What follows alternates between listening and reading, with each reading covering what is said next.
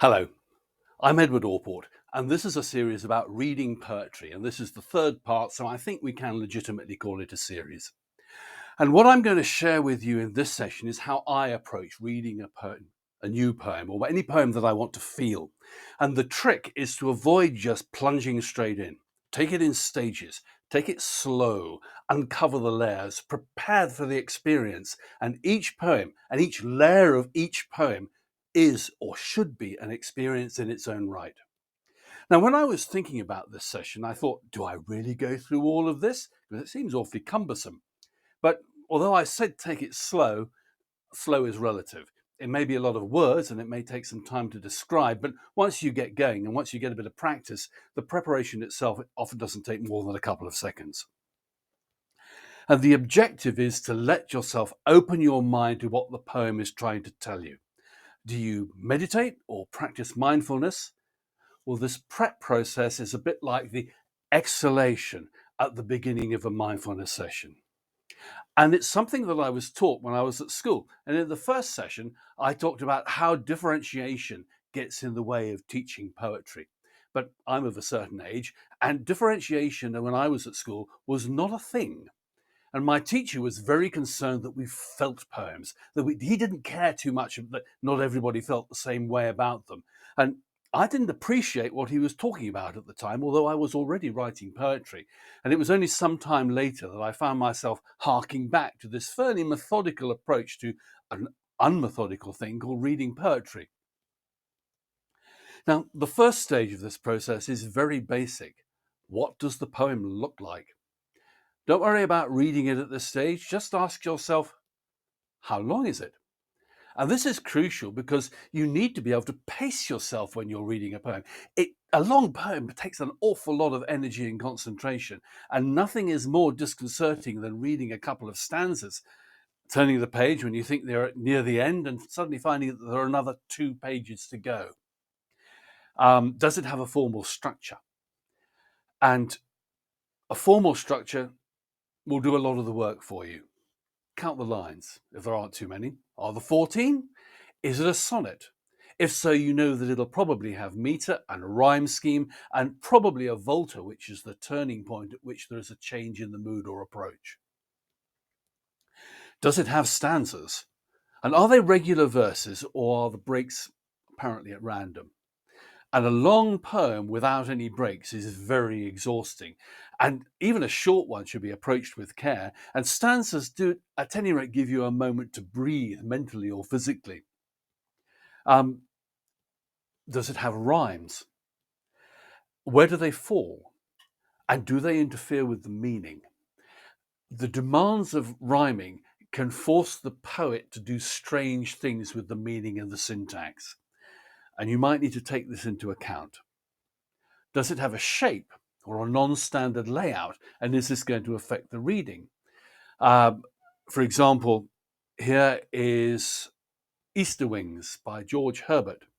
And you can see that the way he's written the lines, the long lines at the outside of the angel's wing, and then the lines themselves actually shorten down to 2 words where you get to the angel's shoulders, and then they expand again. But when you see them printed on the page, it's actually a very effective picture of an angel's wings. If you contrast that with the mouse's tail from Alice in Wonderland. Always get those two confused. The poem itself is a fairly standard, straightforward 2 stanzas, conventional stanzas, internal rhyming scheme, very typical of Lewis Carroll. But they're always printed on the page in these wiggly lines down the page. And in some cases, the tip of the tail, the word death, is actually written upside down.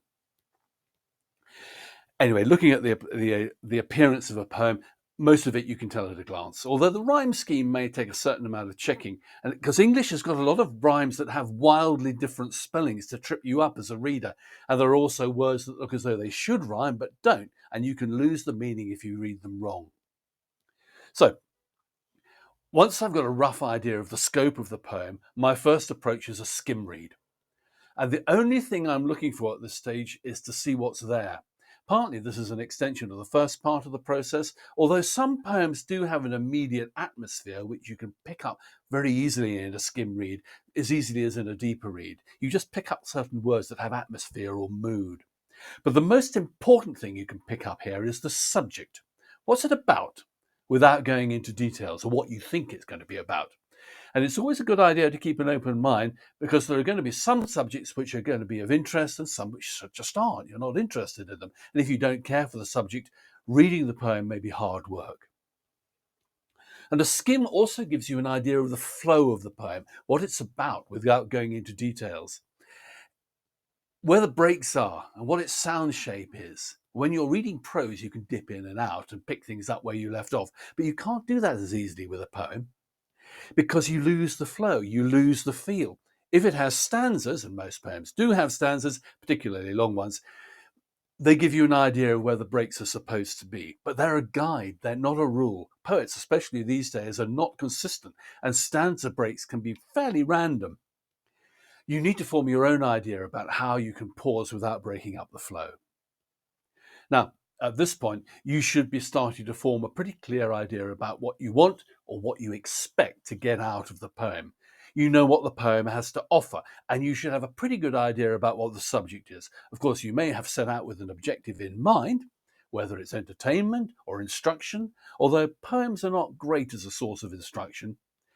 Emotional stimulation or empathy or a duty in some cases. You may have been recommended to read a poem by someone else and you feel that you have to read it.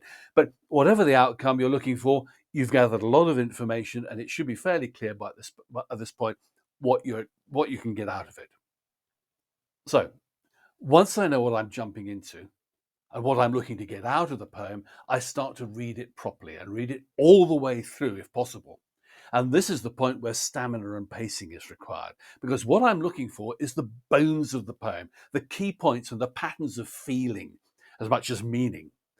Poets often refer to things, people, events outside the poem, and this is where I note the presence of these references and allusions, and I may recognize them, but I'm not looking at each one in detail, in or out of context, just the immediate impact they have on me. And this is in effect the first reading. The skim doesn't count. This is where I let the poem have an impression on me. I'm not searching for meaning, because that would mean analyzing it, but I'm letting the meaning come to me, opening myself up to it. At most, I'm looking for the points that the poet is trying to make. And at this stage, I'm looking for mood, possibly, direction, and particularly, I'm looking for connection. I'm not just asking, do I like the poem? It's more like, do I get a feel for what the poet is saying in the poem? Do I get a feel for the poet's mood? Do I like the mood? Do I relate to the person who is writing this? And the idea of this process is that it allows you to work your way through the layers of the poem, because you start off with the appearance, which is often a significant layer in its own right, but often it's just preparation. And you move down to the subject of the surface layers of the poem, while keeping an eye on for pointers for deeper layers, and you use those pointers as signposts to navigate your way through those further layers. And each time you read it, you gather more information about your reaction to the poem, and you get to know the poem better as well. So the next point of the process involves reading it point by point and feeling the points connect in the poem. Do I know the references? Does it matter if I don't know them? How do I feel about them? A lot of references are specific to cultures. So if the poet is Irish, for example, the references may not be ones that I recognize, or their significance in Irish culture may be completely different to English culture, which is my culture. And at this point, my attitude towards the poem can completely change, because I work out what it's about. And when I realize the implications of the references or the points that the poet is trying to make, the upper layers of meaning may be very different to what's going on under the surface. And the deeper layers, as we've seen in Stopping by Woods on a Snowy Evening, may not be stated at all. So this is the process that I use to read a poem, to enjoy it and to absorb its mood. I may decide I want to analyze it afterwards, to dig further into the references and uncover further layers and think about the points. But if I do, at least I know that I'm going to enjoy the poem, and the analysis part of it isn't going to be a chore. I find that by approaching it slowly, but in progressive stages, I'm almost able to put myself into a meditative state that I mentioned earlier, focused on the poem, focused on my response to the poem. And I suspect that Basil Edwards, who's my teacher, was pretty unusual in his approach, and I've never heard of anything like it being taught in schools since. And I admit that in some cases, I haven't got past the skimming stage before thinking, nah, this is rubbish. And that saves an awful lot of time. But see how it works for you. Nothing is cast in stone, and this may be only a jumping off point from which you work out your own approach. So in this session, I've shared how I approach reading a poem for the first time. And in the next session, we're going to be looking at how to read a poem aloud and even, shock horror, to an audience. I'll see you then.